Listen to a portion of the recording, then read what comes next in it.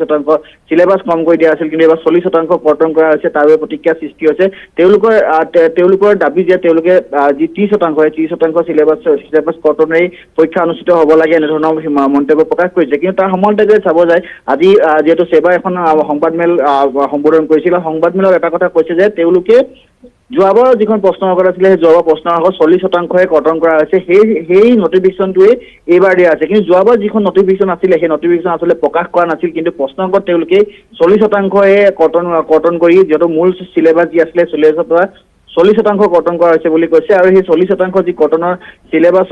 syllabus আছিলে বা syllabus কৰ্তনৰ যিখন প্ৰশ্নকাকত আছিলে সেই প্ৰশ্নকাকতে এইবাৰ পৰীক্ষা অনুষ্ঠিত হ'ব বুলি কৈছে আৰু তেওঁলোকে এটা কথা স্পষ্ট কৰি দিছে যে কিন্তু কৈছে যে কোনো ধৰণৰ নটিফিকেশন দিয়া নাছিল যোৱা বৰ্ষত আসলে তেওঁলোকে কোনো ধৰণৰ নটিফিকেশন দিয়া নাছিল কিয়নো তেওঁলোকে সেই সময়ত কোভিডৰ পৰিস্থিতি অতি ভয়ানক হৈছিল আৰু তাৰ পিছতে পৰীক্ষা অনুষ্ঠিত নকৰাৰ সিদ্ধান্ত গ্ৰহণ কৰিছিল সেই সময়ত হয়তো সেইবাবে 40% কৰ্তন কৰা হৈছে বুলি তেওঁলোকে সিলেবাস তেওঁলোকে কোনো নটিফিকেশন দিয়া নাছিল কিন্তু পূৰ্ব যিখন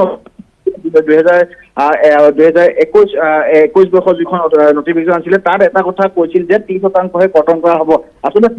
যি 10% 40% কৰ্তন কৰা হ'ল সেয়া কিন্তু কোনো নটিফিকেশন দিয়া নাছিল তাৰ বাবে